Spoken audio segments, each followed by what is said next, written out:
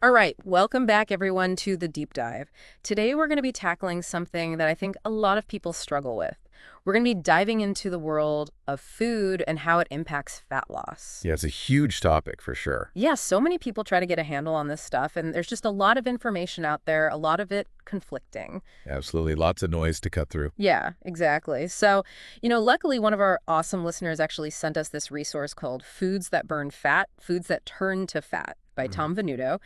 And it's got some really interesting insights that we thought would be great to, unpack together. Yep. And this is going beyond just, the usual good foods, bad foods kind of thing. Yeah. Fanuto gets really specific. He's got this list of 12 foods that he calls the terrific 12 that he claims can be huge allies in your fat loss journey. Okay, so 12 specific foods that can help you burn fat. And then I'm assuming he also talks about the foods that, can kind of work against you. Exactly. He lays out what to focus on eating and what to maybe cut back on or avoid altogether if you're serious about losing fat. All right, so it's not just about, calories in, calories out. There's also the type of food playing a role. Exactly. It's about making informed choices, getting strategic with what you're putting on your plate. Okay, I like that. So let's dive into these terrific 12s. What's the first one on the list? We're starting with a classic, something you probably already have in your pantry. Oatmeal. Oatmeal. Really? Yeah, oatmeal. It's not just for breakfast anymore. This resource puts it right at the top as a fantastic source of complex carbs for fat loss. You see it all the time with bodybuilders and fitness models.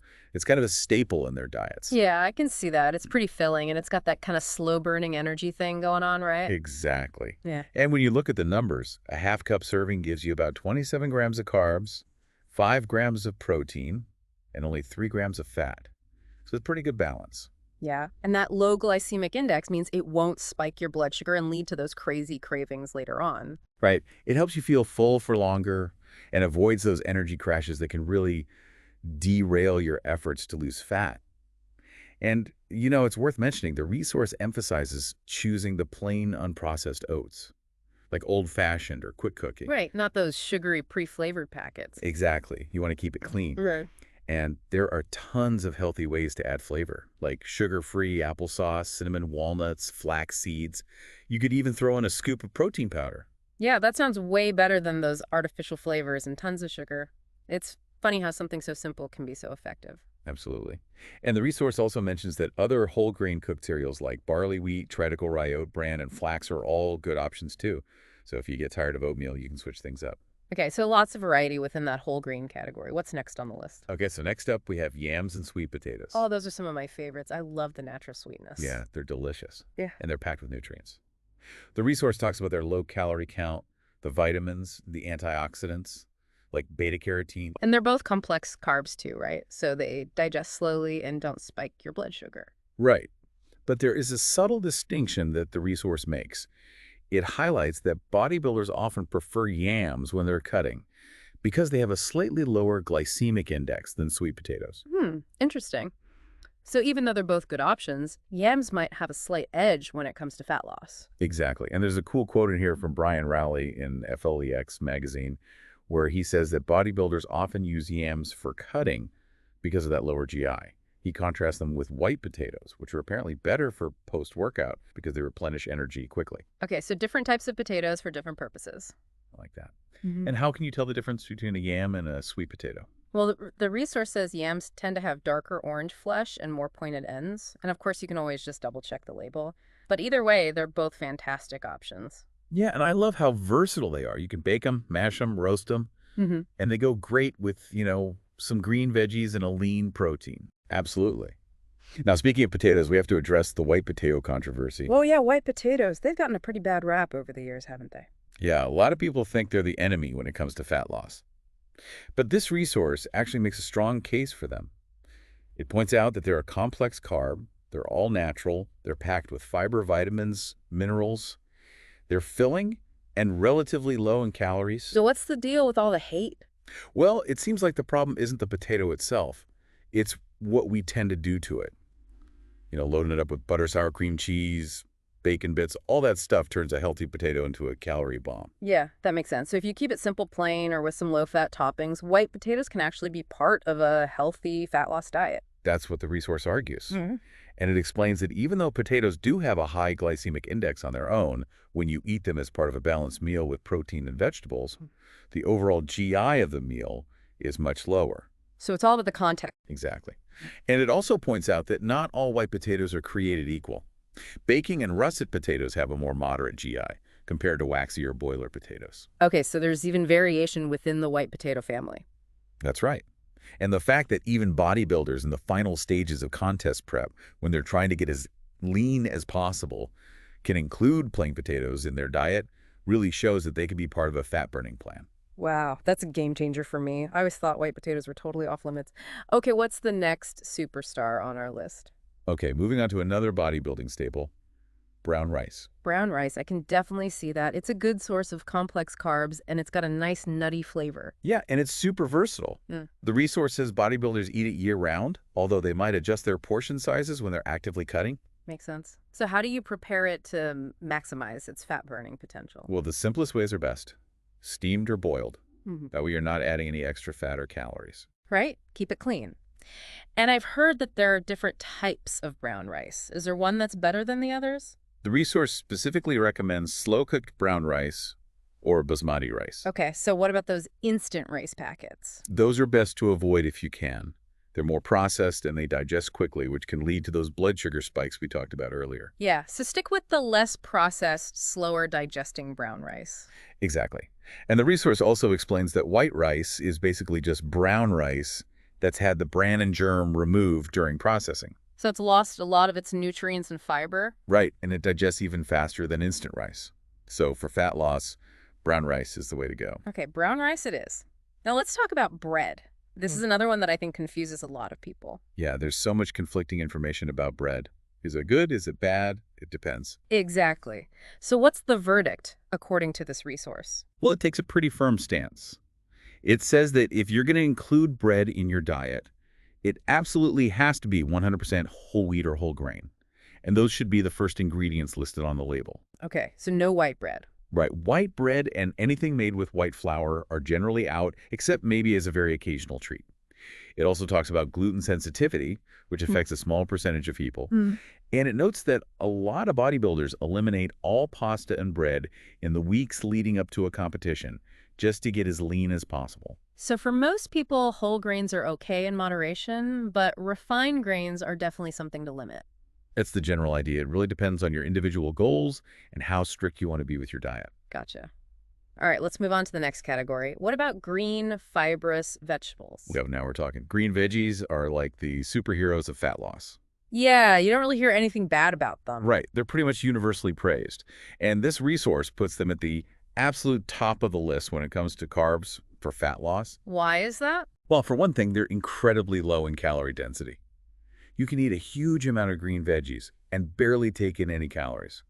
So you can really fill up your plate without worrying too much about the calorie count. Exactly. And they're packed with nutrients and fiber. The resource recommends eating them liberally, particularly later in the day, in combination with lean proteins. That's supposed to be a powerful strategy for rapid fat loss. Okay, I'm writing this down. So we're talking about things like broccoli, green beans, asparagus, all those leafy greens. Exactly. Load up on those. Now let's talk about fruit.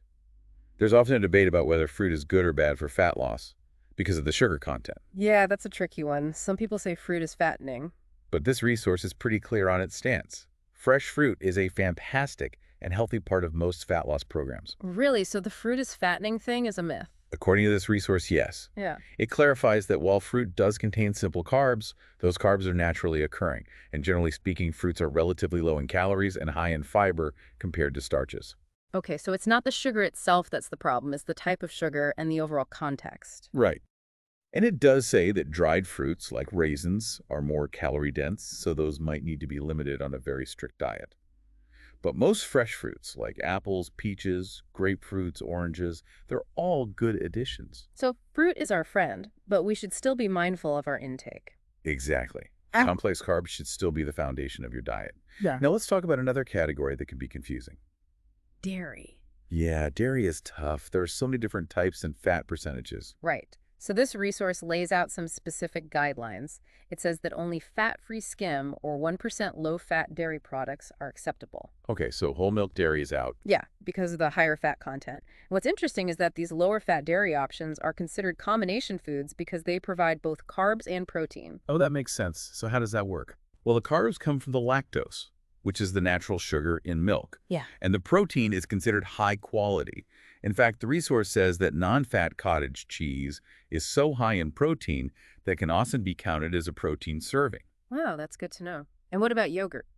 Yogurt tends to have less protein than cottage cheese, and it's considered more of a simple carb serving unless you add protein powder to it. Okay, so it's all about choosing the right type of dairy and being aware of the macro breakdown. Exactly. Now let's move on to the protein sources. And we're starting with the superstars, chicken breast and turkey breast. Those are like the go-to lean protein sources, right? Absolutely. This resource calls them the most popular protein sources for bodybuilders and anyone focused on fat loss. And I'm assuming we're talking about the skinless light meat. Exactly, skinless and specifically the breasts. You want to avoid the thighs because they have a lot more fat and calories. Right. And what about preparation methods? Broiling, grilling, roasting, Yeah. these are all good options. Frying is obviously a no-go. Of course. And I'm guessing processed lunch meats are also not on the approved list. Definitely not. This resource warns against them because they're often loaded with sodium preservatives, binders, fillers, all that stuff. So stick with the whole unprocessed poultry. Exactly. Now let's talk about another lean protein source. Egg whites. Egg whites. Yeah, those are a staple in so many healthy diets. And for good reason. This resource says they're the leanest possible protein source, right up there with chicken breast. They're perfect for both fat loss and muscle gain. So zero fat in egg whites. Pretty much. Hmm. And while whole eggs are definitely a great source of protein, the fat is concentrated in the yolk. The resource recommends limiting yolks to about 1 for every 6 egg whites. Okay, so mostly whites with a yolk here and there for flavor. Exactly. And for convenience, you can always buy those cartons of liquid egg whites. Oh yeah, those are super handy. And you can do so much with them. Omelets, scrambled eggs, hard-boiled. Absolutely. Lots of variety. Now let's talk about something a little different. Fish and shellfish. Ah, yes, bring in some variety. Yeah. I like it. Yeah, the resource talks about how important it is to incorporate different types of fish and shellfish into your diet. Not just for the variety, but also because they offer unique nutritional benefits. So we're not just stuck with chicken and eggs. Exactly. And there are tons of options, from leaner fish like tuna and haddock to fattier fish like salmon and mackerel. And even the fattier fish are good for you, right? Well, they're higher in calories, but they're also rich in those omega-3 fatty acids, which are really good for your heart and brain. Okay, so a good balance. And what about preparation methods for fish? The same rules apply. Yeah. Baking, grilling, broiling, avoiding those heavy creamy sauces. Got it. And what about shellfish? Shellfish, like shrimp, crab, lobster, mussels, all great options for diversifying your protein intake. Okay, so a wide array of choices beyond just the usual suspects. Mm-hmm. And finally, for the terrific 12, we have lean red meat. Ah, yes, red meat. A favorite for a lot of bodybuilders. But it can be tricky because it's often high in fat. That's true. The resource acknowledges that many bodybuilders love red meat and that it does offer benefits for muscle growth because of its protein content. It's also a good source of B12 iron and creatine. Okay, so there are definitely some positives, but how do you navigate the fat content issue? The key is to choose the leanest cuts available. And to keep your portions relatively small, the resource gives a really clear example comparing the fat content of a 6-ounce serving of lean top round steak to a 6-ounce serving of untrimmed porterhouse steak. And then it compares that to an even bigger porterhouse steak. Wow, so the difference is significant. Huge difference. So red meat can be part of a fat loss plan, but you have to be really careful about the cut and the portion size. Okay, lean cuts and small portions. Got it. Yep. All right, so we've covered the terrific 12. These are the foods that this resource recommends we prioritize for fat loss. Exactly. They're the foundation of a healthy fat-burning diet. Now let's shift gears and talk about the other side of the coin. The foods that this resource says can actually hinder fat loss and contribute to fat storage. Right, because knowing what to avoid is just as important as knowing what to eat. So what are the common characteristics of these foods that we should be limiting? Well, they tend to be high in overall calories. They have a high calorie density, which means you get a lot of calories in a small volume. They're often high in unhealthy fats, like saturated and trans fats. They're loaded with refined sugar. They have very little nutritional value. And they frequently contain artificial ingredients like flavor enhancers, fillers, colors, and excessive sodium, So basically all the stuff that we know isn't good for us. pretty much. And the resource even points out that some of these less nutritious foods can actually have a negative impact on your health. Like how? Well, it gives the example of white sugar potentially leading to a depletion of minerals in the body. So it's not just about empty calories, it's about actually taking away from your health. Okay, that's scary. So the overall message is that these types of foods should not be a regular part of our diet? Exactly. They should be reserved for very occasional treats, if at all. Uh, And even then, you have to be mindful of your overall calorie balance. okay, makes sense. Let's get into some specifics.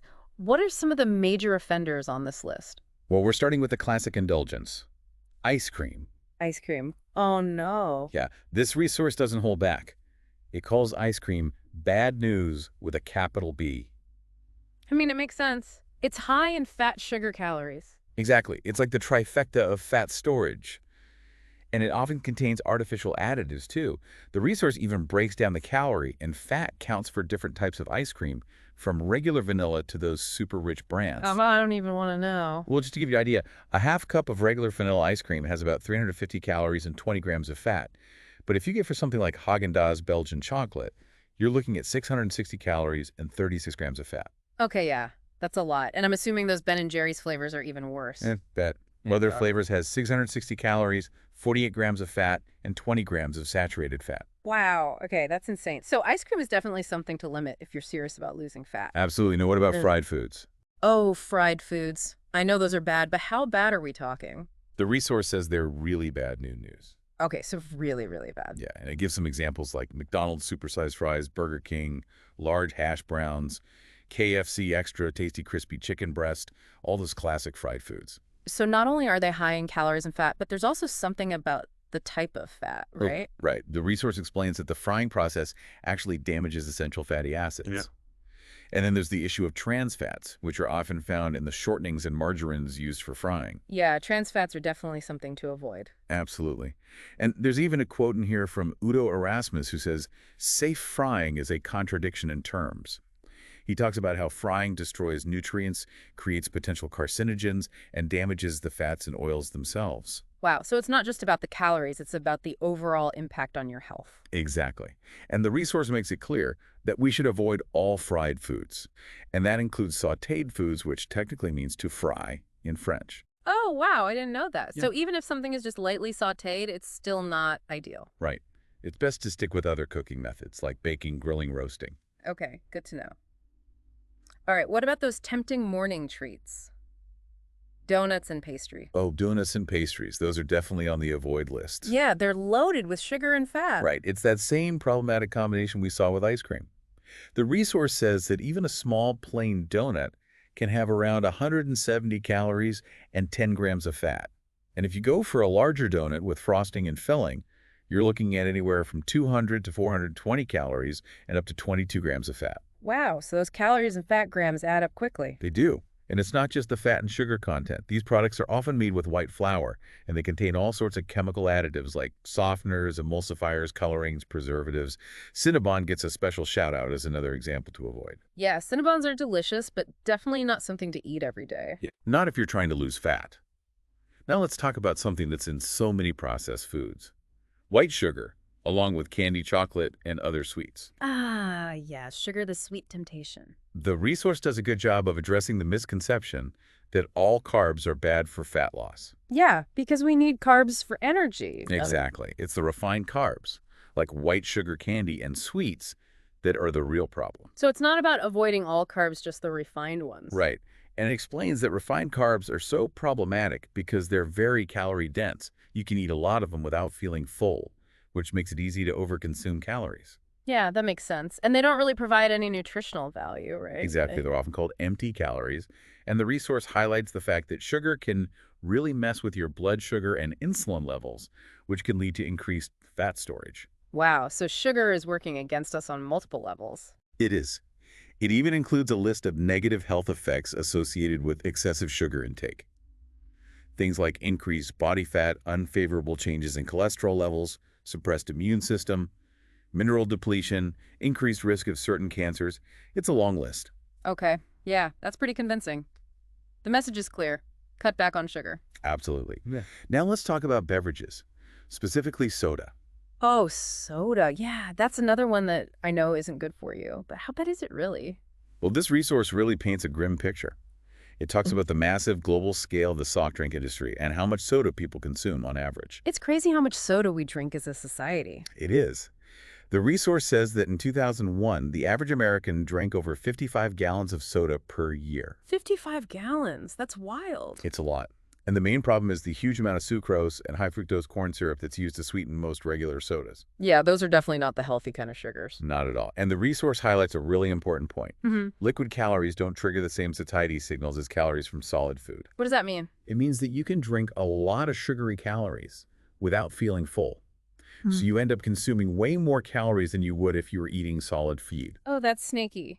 So it's easy to overdo it without even realizing it. Exactly. And that's why the resource recommends avoiding liquid calories altogether if you're trying to burn fat. Okay, so soda is a definite no-go. What about those fruit drinks and other beverages that try to market themselves as healthier options? Same story. You have to be really careful with those. The resource warns about misleading labels like contains real fruit juice.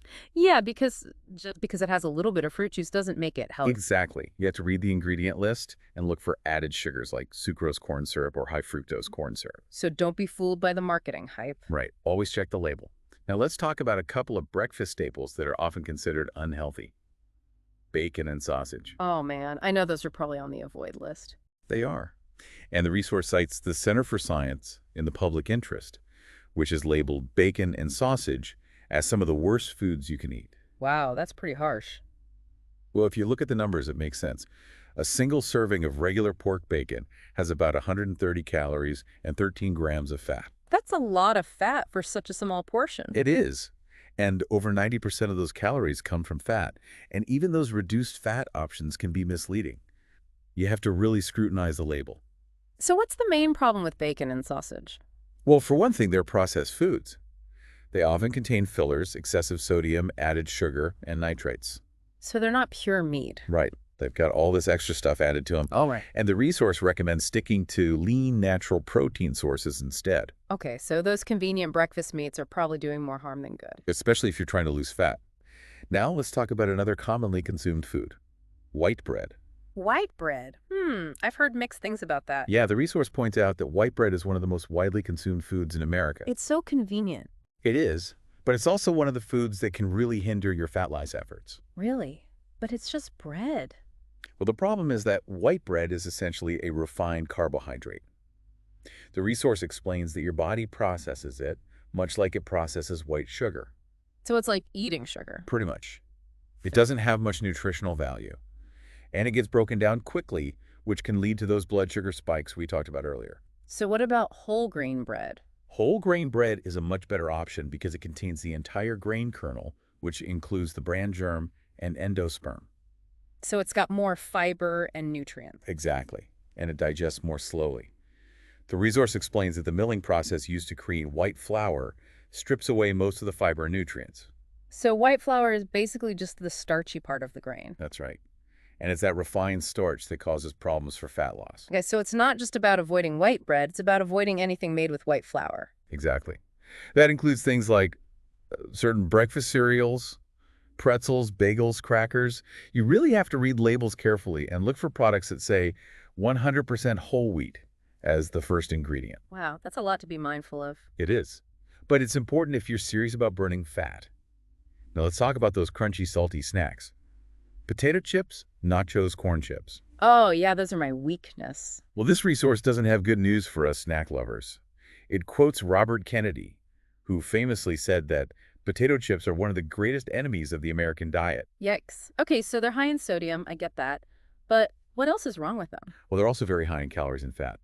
They're often fried in refined oils, and they're loaded with artificial flavor additives. These are basically all the bad stuff. Pretty much. And the resource emphasizes that the original nutritional value of the raw potato is basically lost during the frying and processing. So even if you're choosing a baked version, it's still not ideal. Right. And even those fat-free chips that are out there, they're still highly processed and not really a healthy choice. Okay, so chips are a no-go. What about pretzels? Pretzels might be slightly better because they have less fat than chips, but they're still made from white flour, so they're not a significant improvement. Got it. And I'm assuming nachos and those Dorito-type chips are also off the list? Definitely. Now let's talk about another category that's often linked to weight gain. Fast food, specifically hot dogs and hamburgers. Oh, fast food. I know it's not healthy, but sometimes it's just so convenient. I know. The resource acknowledges that America's love for fast food is a major contributor to the obesity epidemic. Yeah, it's everywhere. It is. And between hot dogs and hamburgers, hamburgers are considered the lesser of two evils. Okay, so both are bad, but hot dogs are worse. That's what the resource suggests. It describes hot dogs as highly processed meat products that contain all sorts of fillers, stabilizers, excessive sodium preservatives, and artificial additives. So they're not even really meat. Not really, and they're Okay. also very high in fat. A regular hot dog has about 16 grams of fat and 7 grams of saturated fat. Okay, yeah, that's a lot. What about those low-fat or turkey dogs? They might be slightly better, but they're still processed foods, So it's best to avoid hot dogs altogether. if you can. And hamburgers aren't much better. Even when they're made with lean ground beef, they can still be high in fat. Plus, all the toppings and condiments add even more calories. Exactly. And the resource also mentions the potential link between nitrites, which are found in a lot of processed meats like hot dogs, and an increased risk of cancer, Okay, so fast food is definitely something to limit. especially if you're trying to lose fat. Now let's talk about those classic sweet treats. What? Cookies, cakes, pies. Oh no, my favorite things. I know they're delicious. But unfortunately, they're also major contributors to fat storage. Because of the sugar and fat content? Exactly. The resource groups them together with donuts as another example of that problematic combination, and it makes it clear that just because something is baked instead of fried doesn't make it healthy. Right, baking doesn't magically erase the calories and fat. Exactly. And a lot of commercially prepared baked goods contain trans fatty acids, which are really bad for your health. So it's best to limit these treats to very special occasions. Exactly. Like a small slice of birthday cake or a piece of pie on Thanksgiving. But for the most part, they should be avoided. Okay, I can do that. And finally, let's talk about sugary breakfast cereal. Oh, but breakfast cereals. Right. This is a big one. The resource provides some really shocking statistics about how much sugar is used in the breakfast cereal industry and how much cereal people consume. I'm imagining it's a lot. It is. They say that in 1 year, the cereal industry uses over 816 million pounds of sugar. And Americans consume over 2.7 billion packages of cereal, That's insane. So basically, we're eating a ton of sugar for breakfast. pretty much. And the resource talks about how these cereals are often marketed as healthy choices, even though they're loaded with sugar. Yeah, they're always talking about the vitamins and minerals. Exactly. But they don't always mention that the first ingredient is often sugar. The resource gives the example of sugar smacks, which are 53% sugar. 53%. Wow, that's more than half sugar. It is. And the resource stresses the importance of checking the ingredient list and the nutrition facts panel for sugar content before you buy any cereal. So don't be fooled by the colorful packaging and the health claims. Right. Always read the label. And it points out that very few commercial cereals are truly whole grain and low in sugar. Shredded wheat is one of the few exceptions. So it sounds like most breakfast cereals are really just glorified candy. Pretty much. And even some of the cereals you find in health food stores can be high in sugar because they're sweetened with fruit juice or fructose. So it's really important to be a savvy shopper. Absolutely. Now, the resource also points out that lean athletes, like bodybuilders and fitness models, rarely eat boxed breakfast cereals. They usually stick with things like unsweetened old-fashioned oatmeal. Okay, so if they're avoiding it, maybe we should too. That's the idea. Now, I know we covered a lot of information today, but hopefully this deep dive has given you a better understanding of how different food categories can impact your fat loss goals. Yeah, it's been really eye-opening. So to sum it all up, the key takeaway is to really focus on those terrific 12 whole unprocessed foods that we talked about earlier. Those are our foundation. Exactly. Yeah. And we want to significantly reduce or eliminate the foods that we discussed that are known to promote fat storage. So understanding those common characteristics is key. High calorie density, unhealthy fats, refined sugars, low nutritional value. Exactly. And hopefully now you have the knowledge to make more informed choices about the foods you're eating. Absolutely. Well, I think this has been a really valuable deep dive. So before we wrap up, I want to leave our listeners with a question to ponder. Now that you have a better understanding of these food categories, what's one small change that you can make today in your own dietary choices that would move you closer to achieving your goals? That's a great question. Yeah, we encourage you to keep exploring this topic and maybe even share your own insights or questions with us. We always love hearing from our listeners. Absolutely. Thanks for joining us for another deep dive. We'll see you next time. See you then.